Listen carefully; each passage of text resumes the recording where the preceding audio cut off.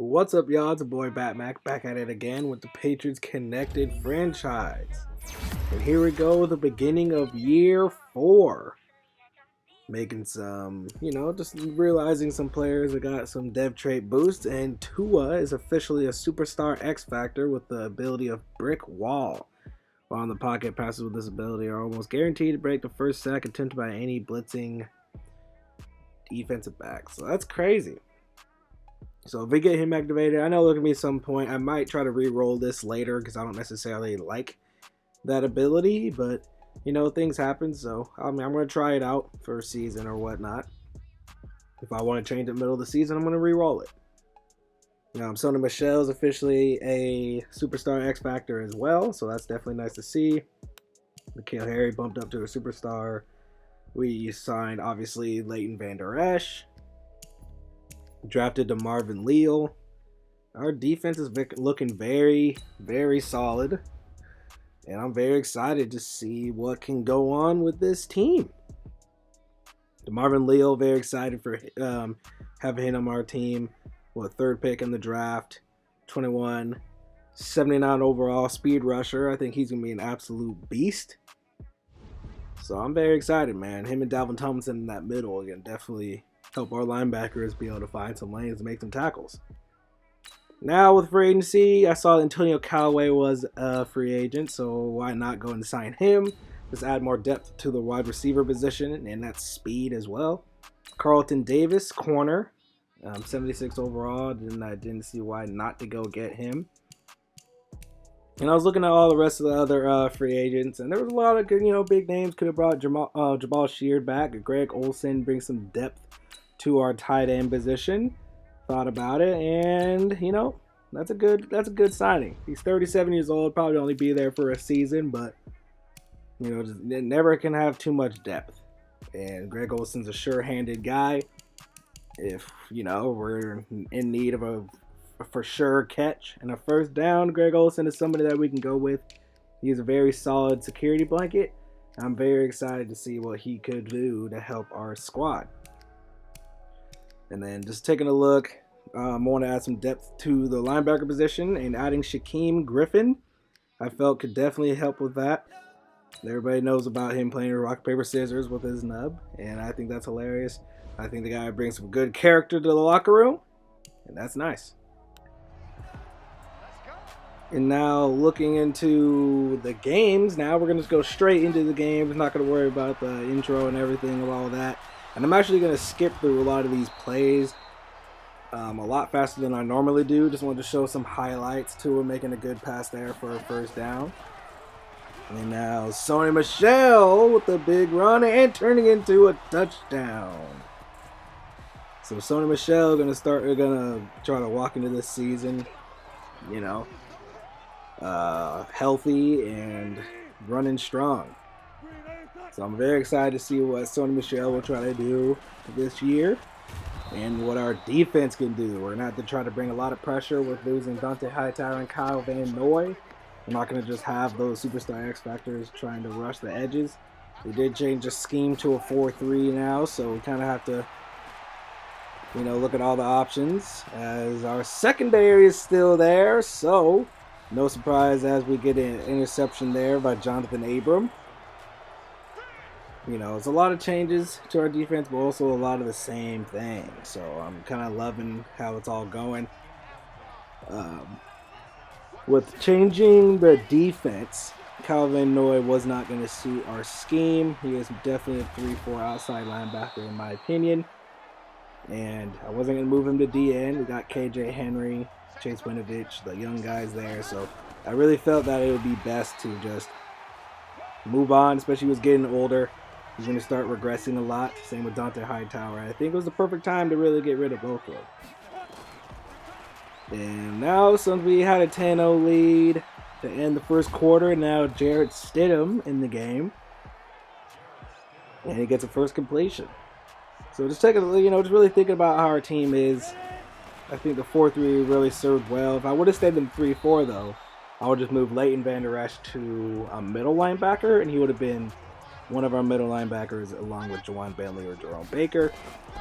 Probably Jerome Baker would have gotten the playing time over Juwan Bentley, so then we would have traded Juwan Bentley. But I really like the scheme fit of going to a 4-3 with the squad that we have now, especially the D-line. I think this D-line can end up turning into something special. I don't think it'd be exactly like the 49ers D-line, but it could definitely just turn into something pretty good. As Antonio Callaway fumbles the ball there, and that was first catch in a long time since people probably thought he retired in this.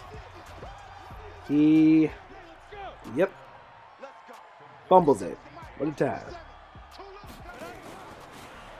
Now the 1st and 10, second quarter winding down. Jarrett Stidham with a horrible pass, and it's picked off.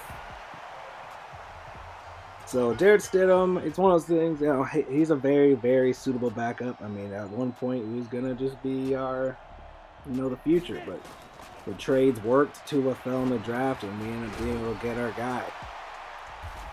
And right there was not Jarrett Stidham's fault. That was completely the receiver's fault right there. And now we will be down to the Seattle Seahawks. But it's really just trying to think about everything. And we have a very young team. We've been able to, make trades here and there to keep our team very young. Stephon Gilmore is getting around that point now where he's starting to get really old, but he's such a serviceable corner. And I'm going to try to keep him as a lifer for the rest of his career at this point. As interception, Bobby Wagner. Don't know why he's in the 4th quarter of a preseason game, but yeah, good job. But yeah, it's just one of those things where, just really trying to think about it. I really just want to keep this team young. And last year, obviously, we got beat by the Indianapolis Colts. Wasn't a very good feeling, as Tua's little brother was playing for the Seattle Seahawks, backing for Russell Wilson. Forgot to mention that. And yeah, it's just like, I kind of really want to win a Super Bowl. So if we go through the season and he doesn't play very well, I can tell you right now, I don't know if Tua will be the future quarterback, because right now with the squad that we have, we should be winning. But I also can't rush Tua's development, and I can't rush him becoming a winner. As a Patriots fan, I can definitely say I've been spoiled. And Tom Brady, the minute he started for our squad, he started winning Super Bowls, and it's been an upward motion ever since then. So just can't get away. Can't rush things. Let Tua, progress. But his little brother had a pretty solid game for 61 yards. Not too bad, man. Not too bad. Isaiah Spiller ran all over our defense. 20 carries and over 100 yards. Jarrett Stidham even got some yards with his feet. 162 yards for a running back in the preseason. When have you heard about that? Now, Greg Olsen with some good catches there. And no drops on the day. So that's really good to see from Greg Olsen. Old man Greg Olsen. Taking a look at the blocking. Our O-line's obviously switched up. And okay. None of the starters gave up any sacks. Love to see that. Jerome Baker, 12 tackles. Shaquem Griffin with 2.5 sacks. That's what I love to see. And a lot of sacks just in general in this game.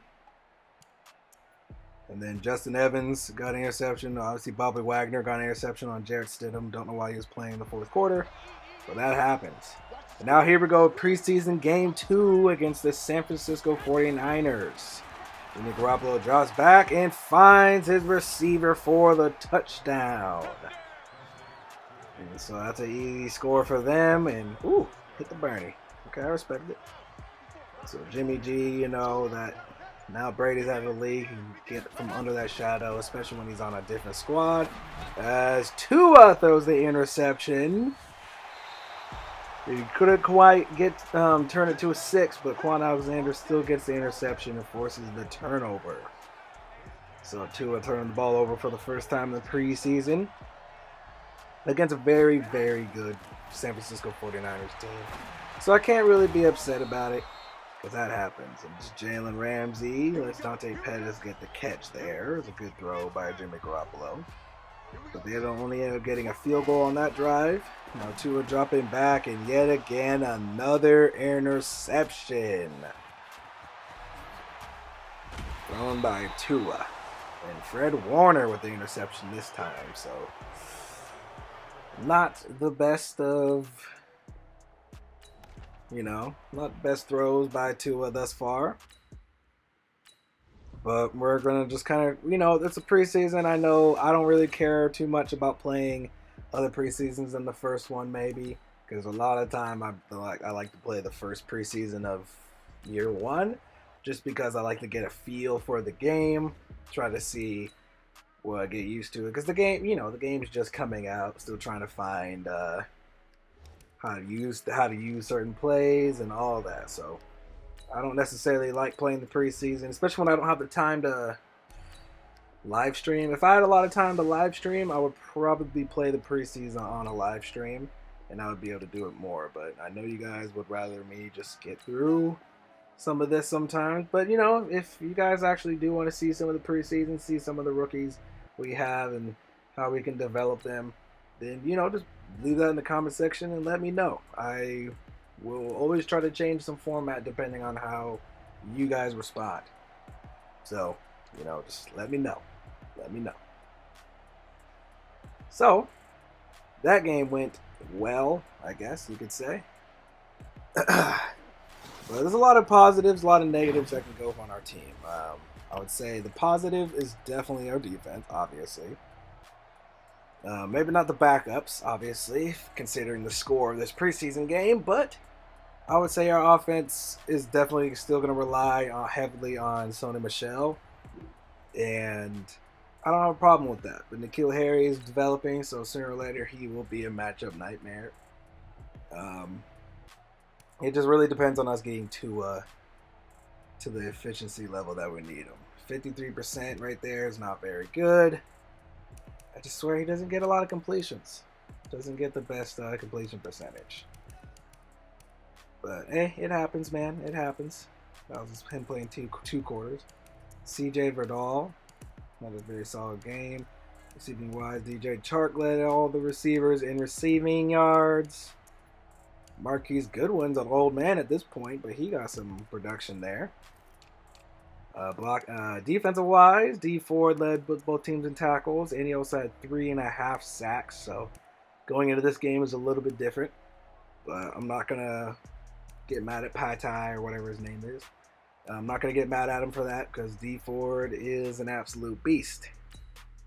But now Jarrett Stidham getting a nice little skill point as we speed through this preseason. Now we got our third game versus the Houston Texans. And we're going to keep trying our best to play through the moments. Okay, down 7, down 14, get a safety, so we're down 12. And now we're sitting in the red zone. And a third down coming up.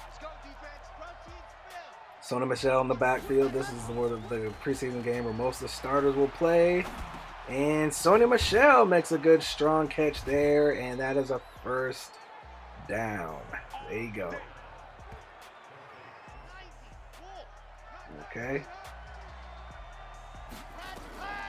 Now first and 10, and N'Keal Harry with the good strong catch. No one was going to get hit there. That's what I like to see. Now second and 10, Tua dropping back. And finding his target, Eric Ebron, for a first down. That was a good strong throw by Tua.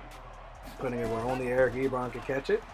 Now looking for the play action. And Jalen Waddle catches the ball and tries to get into the end zone. Tackle at the 4. Using his speed right there to help himself get in the end zone. And now hurry up and touchdown, Jalen Waddle. Tua knowing there was pressure coming, but he still stands there, makes a strong throw, and there you go. That was a very successful drive right there, and it gives us a lot more hope going into this season that Tua can be the quarterback to help us get back to glory in winning Super Bowls. Because we are 2-1 right now as far as going to Super Bowls.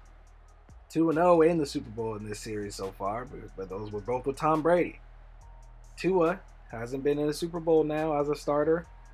He's been in one as a backup, kind of living that Jimmy G life.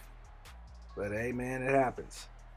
So now taking a look at this play of the moments. It took me a while to really decide on what I wanted to do here.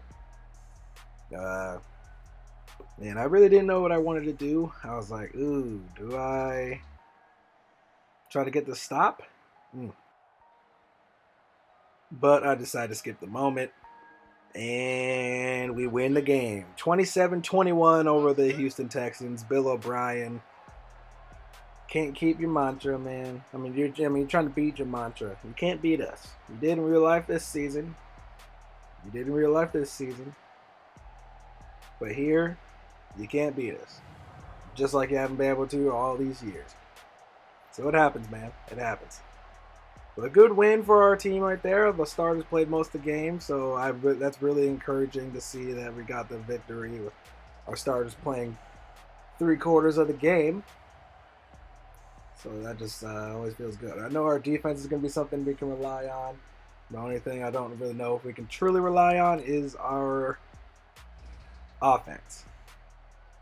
But that remains to be seen thus far. Tua with a better completion percentage going into this game, 68%. I'm glad because the Houston Texans don't have the best defense. So you better get some good completions there and have a solid, efficient game. Benjamin came out of the game getting hurt. N'Keal Harry, DeAndre Hopkins, all of them got touchdowns today. Defensively, Tashawn Gibson and Jerome Baker, both with double-digit tackles. Sacks for Trent Murphy, KJ Henry, and no interceptions thrown today. So now as we end this video, we're going to go straight to the cuts. I'm actually going to sim the 4th preseason game and just show you guys the box score. As Shaheem Carter gets a nice little skill point there. Bama boy. And so now time for the cuts. So we only have to cut 8 players. I'm clearly going to try to keep all of our running backs. So Christian Wade, you're gone. Don't even have a picture. Fullback wise, I like JT Hoover, so we're actually going to get rid of the other guy. Don't even need to say his name. I like Gunnar Olszewski, but we have way too many receivers. So, one of those things where we can see. We're going to cut, oh boy, we're moving to practice squad. Tyree Brady, get rid of your bud. Warren Jackson, 85 speed. Gotta cut Gunner. Warren Jackson, yeah, I moved you to practice squad. And then Ronnie Bell, all these guys. There you go. So, going into the next game, the Indianapolis Colts will be the first game of the new season, year 4. And honestly, I'm just ready to get that thing going. So without further ado, I say we just jump into that one in the next video. Let's go! Year 4! Woo!